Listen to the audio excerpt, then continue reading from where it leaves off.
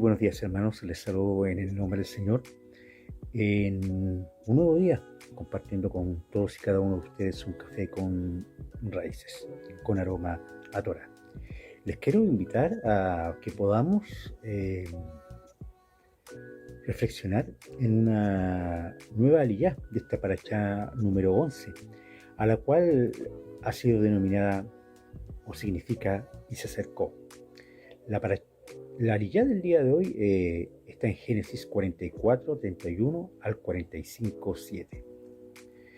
Leemos con atención y que el Espíritu de Dios nos guíe para poder entender lo que ella nos puede ministrar y entregar para aplicarlo a nuestra vida y reconocer en cada una de las palabras y de esta palabra cómo la imagen de nuestro Mesías, de nuestro Señor Jesucristo, está demostrada a través de esta y cómo va en conjunción con otras palabras proféticas de la palabra del Señor, y cómo el Señor a través de estos profetas fueron inspirados para poder plasmarla y hacer un complemento en relación a lo que vamos a leer y tratar de ministrar en el día de hoy. Siendo guiados por el Espíritu Santo, esperamos que el Señor nos guíe en esto. Vamos a leer la palabra del Señor. Ahora, Génesis, nuevamente repito, 44, 31 al 45, 7. Y dice así: sucederá que cuando no vea al joven, morirá, y tus siervos harán descender las canas de tu siervo, nuestro padre, con dolor al Seol. Como tu siervo salió por fiador del joven con mi padre, diciendo: si no te lo vuelvo a traer, entonces yo seré culpable ante mi padre para siempre. Te ruego, por tanto, que quede ahora tu siervo en lugar del joven por siervo de mi señor, y que el joven vaya con sus hermanos.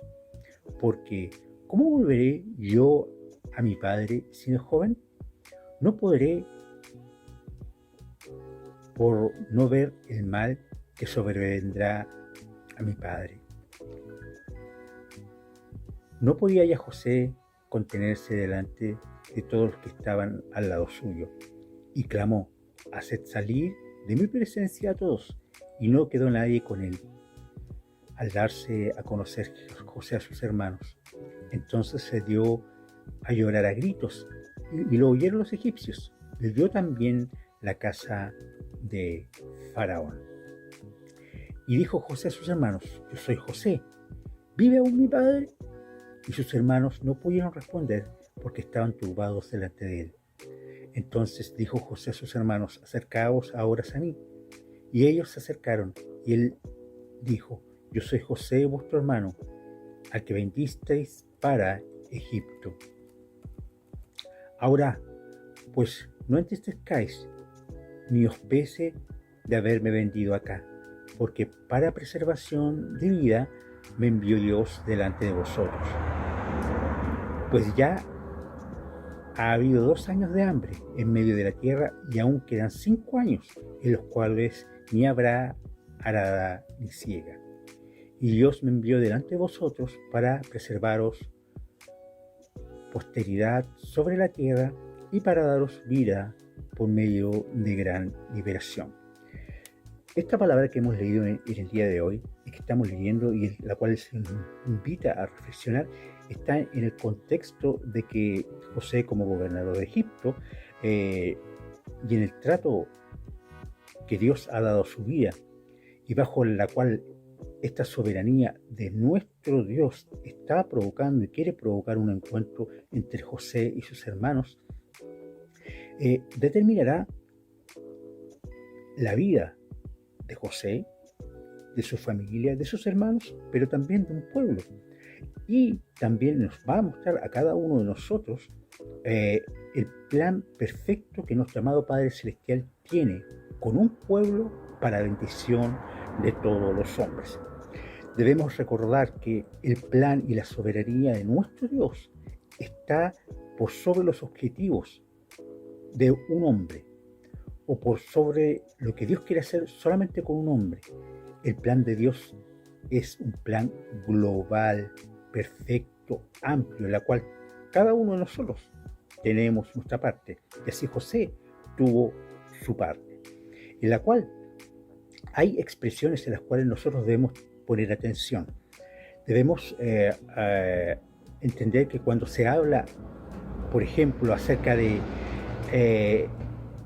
el Mesías, el tan esperado Mesías por parte del pueblo hebreo, el pueblo judío, al cual se le llama el hijo de José, se está refiriendo al Mesías, al cual ellos todavía están esperando, y al cual nosotros como conocemos como nuestro Señor Jesucristo o nuestro Yeshua, el Mesías. Entonces, para poder explicar un poco esto en forma más generalizada, y después un poco más detallada con algunas cosas que son bastante interesantes de conocer y que nos ayudarán a entender un poco la profecía bíblica en relación a la persona de José y a las personas de nuestro amado Mesías y Señor Jesucristo. Entonces, de acuerdo a lo que hemos dicho en estos segundos, en estos minutos, ¿no es cierto?, empezamos a desarrollar la palabra del día de hoy. Te invito a que podamos reflexionar profundamente en esto, en el plan soberano de Dios. Déjame decirte que nada ni nadie que lo que el hombre pueda hacer podrá quebrantar el plan maravilloso que nuestro Padre Celestial tiene con el hombre, con su creación. ¿A través de quién? De la persona más importante en la palabra, Jesucristo, el Hijo del Dios viviente, Yeshua, nuestro Mesías, nuestro enviado. Así que, teniendo claro esto y estas aseveraciones, el Señor nos invita a poder entender y que hable a nuestro corazón. ¿Ya? Dice así, que en los primeros versículos de la lectura bíblica del día de hoy dice que Judá explica a José que se hizo responsable y si no devuelve a Benjamín, que había ido con ellos en la segunda visita a comprar alimentos a Egipto, si no vuelve él con Benjamín, su padre Jacob morirá, y por lo tanto Judá se ofrece como esclavo en lugar del joven para que éste pudiese ir con sus hermanos. Judá no podría soportar el mal que su padre Jacob hubiese podido soportar si Benjamín, el hijo amado de Raquel, no volviese con él. Entonces, en ese momento José manda a salir a todos los que estaban con él y se queda a solas con sus hermanos. Entonces, él se da a conocer con lloros fuertes, estruendosos, y les dice: yo soy José. Pero ellos no lo pueden contestar, porque el choque emocional tiene que haber sido portentoso, muy fuerte. José les dice que no se entristezcan por haberle vendido, porque todo era con un plan de Dios para salvar vidas. Déjame decirte que el plan de Dios, lo que Él tiene que hacer y el propósito de Dios, va a usar a sus hijos para cumplir sus propósitos. Como te llames, estamos hablando acerca de José.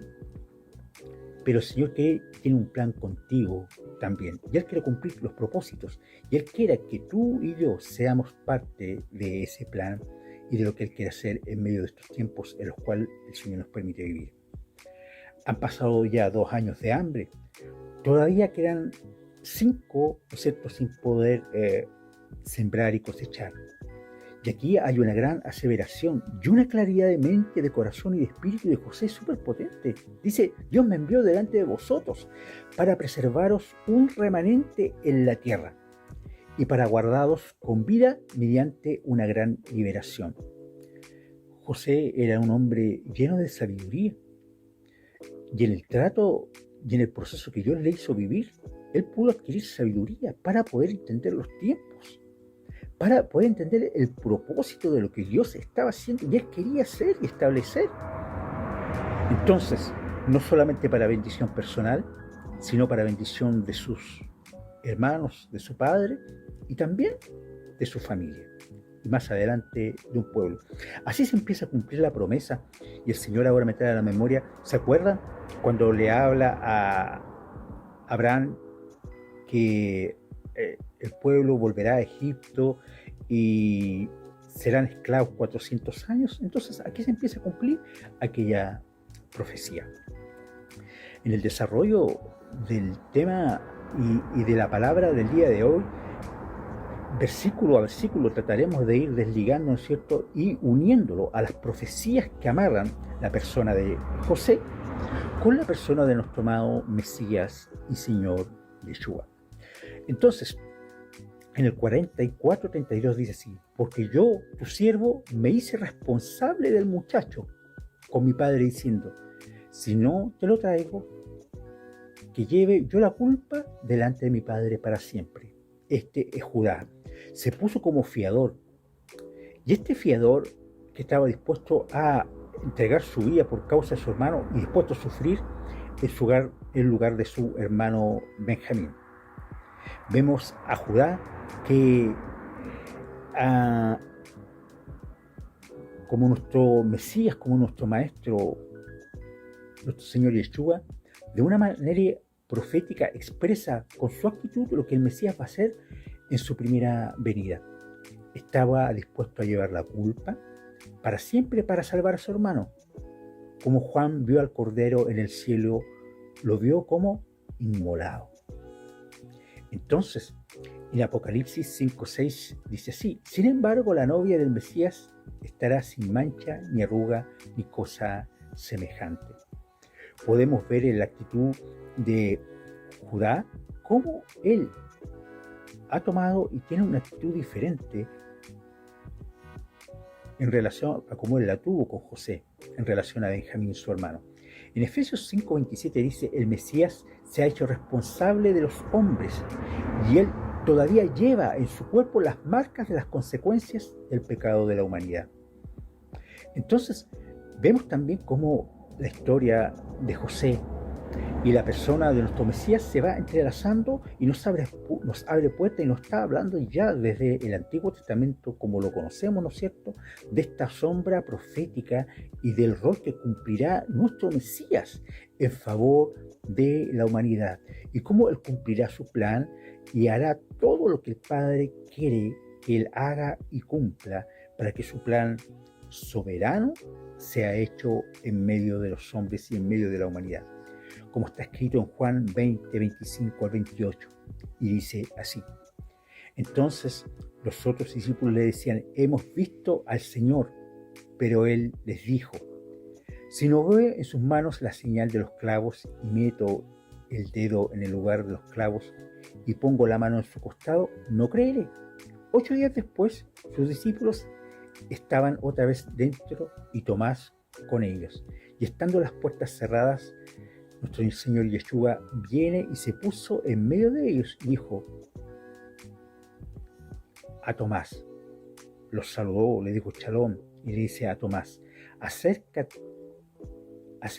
aquí tu dedo y mira mis manos, extiende aquí tu mano y métela en mi costado, y no seas incrédulo, sino creyente. Respondió Tomás y le dijo, Señor, Dios mío, Dios mío.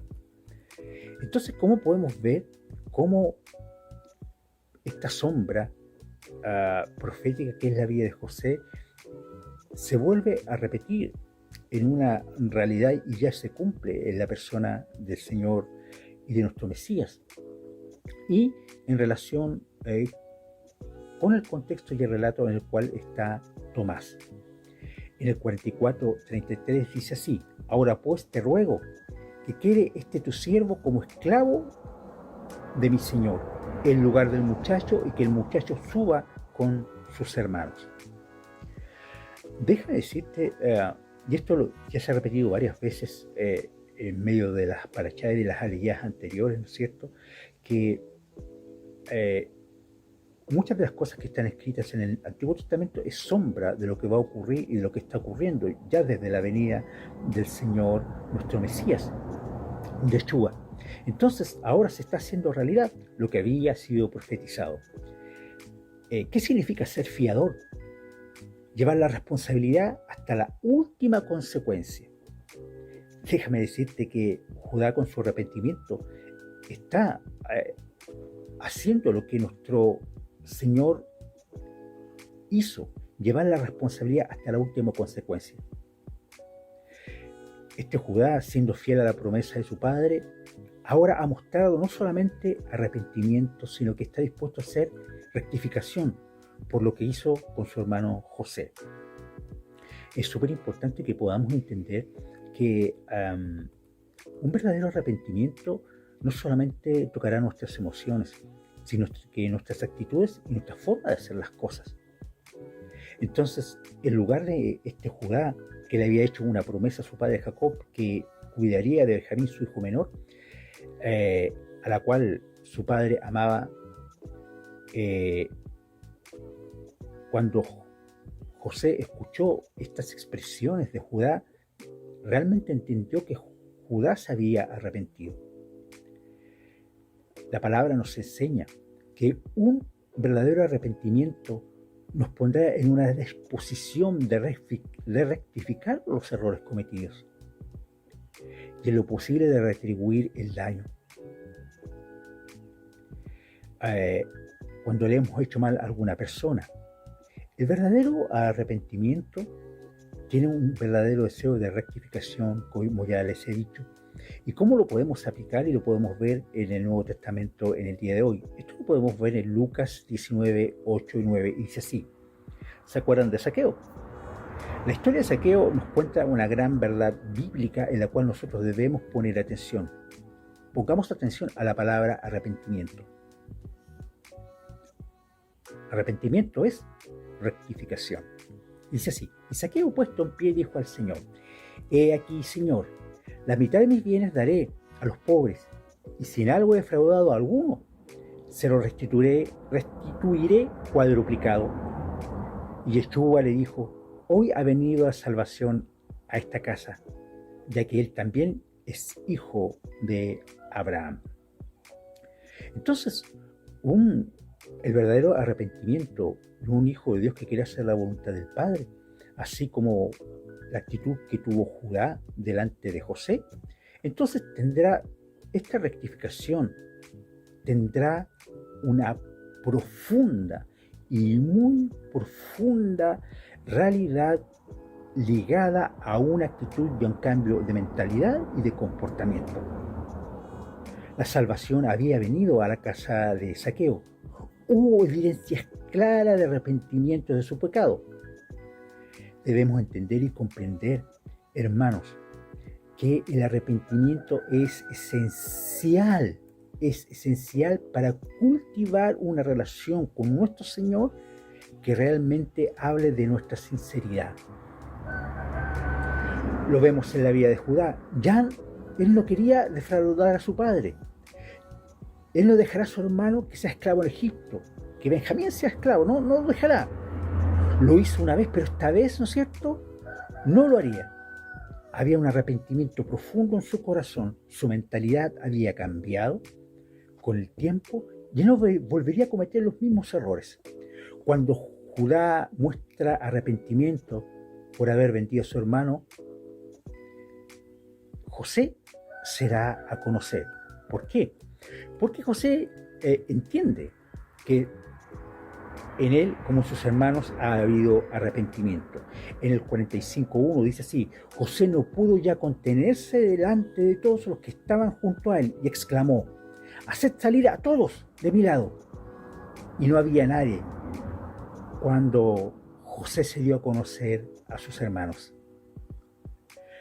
José ya había visto el arrepentimiento de Judá, ya había logrado el propósito del trato duro. ¿Se acuerdan en las anteriores parachadas y aliyá cómo la forma dura en que los trató José a cada uno de ellos?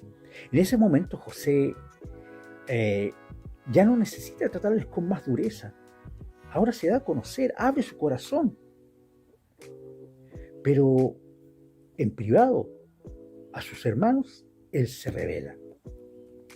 De la misma manera, nuestro Señor Yeshua no fue manifestado al mundo después de su resurrección, sino a los que antes habían caminado con él, como está escrito en Hechos 10, del 40 al 41, dice así: a este Dios lo resucitó el tercer día e hizo que se manifestara no a todo el pueblo, sino a los testigos que fueron escogidos de antemano por Dios, es decir, a nosotros que comimos y vivimos con Él después que resucitó de los muertos. La palabra conocer viene de la palabra yadá, y esta se usa en las escrituras en una referencia muy específica, y que cuando logramos entender esto es casi escandalosa nuestra mentalidad occidental. ¿Y a qué se refiere? Cuando hablamos de la palabra conocer, está en una relación de conocimiento íntima, casi como cuando el matrimonio se une en una relación sexual íntima. Entonces el Señor nos invita, y aquí podemos entender y comprender que el Señor anda buscando de cada uno de nosotros, sus hijos, una relación íntima. El Señor no quiere ser superficiales con nosotros. El Señor te quiere, y te quiere profundamente y enteramente para Él. Esto lo podemos encontrar en Génesis 4, del 1 al 17, Primera de Reyes 1:4 y en Génesis 45:4. José les pide que se acerquen a él. Podría haber dicho que solamente se acercaran, pero dice, acérquense hasta mí. Y algo que podemos descubrir y que nos habla un poquito más de cómo cómo José se dio a conocer, es que José le dijo, acérquense, y él le mostró su circuncisión. Imagínense, les mostró sus genitales para darles a entender y conocer que realmente el que estaba delante de ellos era realmente José, porque no podían creer lo que estaban oyendo. Seguramente un halo de duda, un halo de sorpresa, quedaron atónitos. Pero como José era hebreo y estaba circuncidado, la circuncisión era un rasgo indiscutiblemente del pueblo hebreo, o de los hijos de Jacob. Entonces reconocieron seguramente la marca de la circuncisión. José no se dio a conocer hasta que los 12 hermanos estuvieran juntos. Como hemos dicho antes, esto alude a que el Mesías se quiere dar a conocer a su pueblo Israel, a las 12 tribus. Debemos entender que esto tiene que ver con el propósito eterno de Dios. Y como el Señor eterno, el Señor, nuestro Dios eterno y soberano, ha querido revelar su corazón a través de la palabra, a través de este relato nosotros podemos ver que el Señor, en su amor, profundamente, en un plan maravilloso, Él quiere acercar a los suyos para que éstos le conozcan. En Efesios 3, 17b al 19 dice así, que arraigados y cementados en amor, seáis capaces de comprender con todos los santos cuál es la anchura, la longitud, la altura y la profundidad, y de conocer el amor del Mesías, Yeshua, que sobrepasa el conocimiento, para que seáis llenos hasta la medida de toda plenitud de Dios. Hay cosas de Dios que nosotros no conocemos. Estamos empezando a entender un plan maravilloso que no solamente tiene que ver con nuestras personas, tiene que ver con un pueblo, tiene que ver con una familia, tiene que ver con un propósito. Nuestro Dios, sabemos que Él no tiene un plan B. Él no duda. Y su capacidad está en que todo lo que Él ha propuesto en su corazón, Él lo va a cumplir. Los hermanos de José no le conocieron en su primer encuentro, ¿se acuerdan? El primer viaje que habían hecho a Egipto. Pero en el segundo, así como el Mesías, así como en el segundo viaje José se dio a conocer a sus hermanos, en la segunda venida, nuestro Mesías, les van a reconocer a Él, los del pueblo hebreo. Entonces, ¿por qué? Porque vendrá en forma diferente.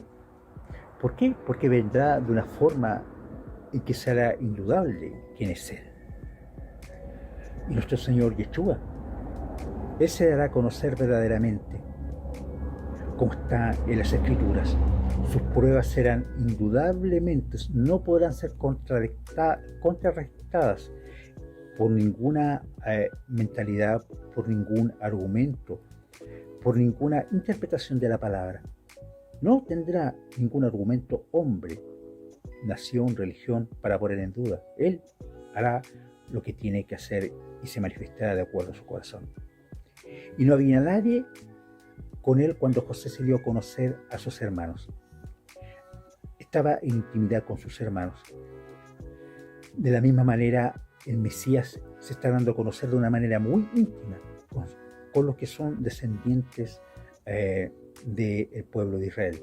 El Señor está provocando en estos tiempos algo maravilloso, está acercando a muchos del pueblo hebreo a que le conozcan, y Él se les está revelando de una manera maravillosa. Está haciendo entender quién es este, el cual es nuestro Señor Yeshua, y se está dando a manifestar de una forma maravillosa, así cumpliendo lo que la palabra dice, que Él se la da a conocer a su pueblo.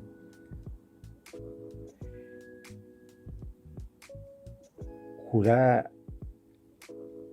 se da a conocer a José, y José se da a conocer a sus hermanos. De la misma manera, nuestro Señor Jesucristo, como dijimos hace unos minutos atrás, se dará a conocer a su pueblo en forma indudable. Esto lo podemos encontrar en Mateo 23:39 y Hechos 3, del 19 al 21. En el 45:2 dice así: y lloró tan fuerte que oyeron los egipcios y la casa de Faraón. Y este se enteró de ello. En el momento de la revelación de José hubo lloro. De la misma manera, hay muchas emociones y lágrimas que están brotando de aquellos que son por herencia de nacionalidad de nuestro Señor Jesucristo, que están reconociendo en Él quién es su persona. Y este Yeshua, al cual nosotros declaramos que nuestro Señor se está revelando a sus vidas. El Señor, nuestro amado Señor Yeshua, lloró sobre Jerusalén. De Lucas 19, del 41 al 44, los habitantes de esta ciudad, ¿no es cierto?, llorarán cuando se dé a conocer, mostrando sus heridas, las señales del pacto renovado, como está escrito en Zacarías 12, del 10 al 14. Te invito a que pueda revisar todas las citas bíblicas en esta línea.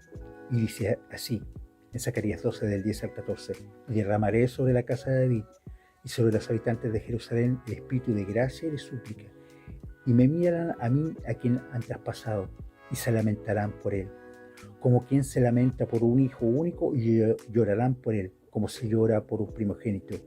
Aquel día habrá gran lamentación sobre Jerusalén, como la lamentación de Hadad Rimón en la llanura de Megiddo, y se lamentará la tierra, cada familia por su lado, la familia de la casa de David por su lado, y sus mujeres por su lado, la familia de la casa de Natán por su lado, y las mujeres por su lado, la familia de la casa de Leví por su lado, y sus mujeres por su lado, y la familia de los simeonitas por su lado, y sus mujeres por su lado. Todas las demás familias, cada familia por su lado, y sus mujeres por su lado. Entonces, la profecía del profeta Zacarías en el capítulo 12 habla de una guerra, habla de una confrontación, y el motivo será Jerusalén. Entonces también podemos ver cómo de esta guerra habrá, y después de esta guerra habrá un gran derramamiento del espíritu de gracia y de oración sobre los habitantes de esta ciudad. Pero no solamente sobre ellos, sino que les será revelado quién es realmente el Señor Yeshua, nuestro amado Señor y Salvador. Y cómo fue clavado en el madero hace casi 2000 años. Y es aquel hijo de José prometido. ¿Se acuerdan que hace unos minutos atrás yo les hablaba acerca de el Mesías, el hijo de José? Este es el Señor Yeshua. Entonces cuando después de esta guerra, después de esta toda calamidad, habrá un gran lamento impresionante. Pero el Señor provocará y hará entender y comprender y provocará lamento, oración y arrepentimiento, como indica el texto que hemos leído. Provocará un avivamiento dentro de su pueblo Israel. Estamos viendo algunas primeras luces acerca de esto. Entonces, ¿cómo la palabra del Señor se va cumpliendo proféticamente? Y esta tiene una singularidad profunda, hermanos. Que el Señor abra nuestra mente y nuestro corazón para ver que nosotros tenemos parte en un plan maravilloso. Entonces, siguiendo más adelante, el profeta Daniel también nos habla de esto, y nos habla de los últimos tiempos, y nos habla de estas terribles realidades que van a pasar y están ocurriendo ya.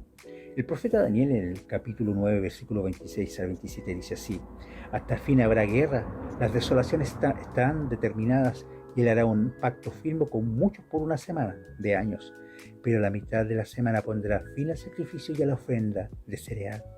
Sobre el ala de abominaciones vendrá el desolador, hasta que una destrucción completa, la que está decretada, sea derramada sobre el desolador. Daniel es un especialista en profecías guiados por el Espíritu de Dios, y que nos demuestra que el plan de Dios, este plan maravilloso, se cumplirá. Si nosotros leemos y empezamos a entender la profecía, solamente habla de desastres, pero déjame decirte una cosa: el Señor tiene control y autoridad sobre toda circunstancia, sobre toda situación, y al final Él siempre sale vencedor. Daniel 12, del 6 al 7 dice así: y uno de ellos dijo al hombre vestido de lino que estaba sobre las aguas del río: ¿para cuándo será el fin de estas maravillas? Y oí al hombre vestido de lino que estaba sobre las aguas del río, que levantando su mano derecha y su mano izquierda al cielo, juró por aquel que vive para siempre, que será por un tiempo y tiempos y la mitad de un tiempo. Y cuando se termine la destrucción del poder del pueblo santo, se cumplirán estas cosas. Entonces, debemos entender y comprender que el plan poderoso, maravilloso del Señor se cumplirá.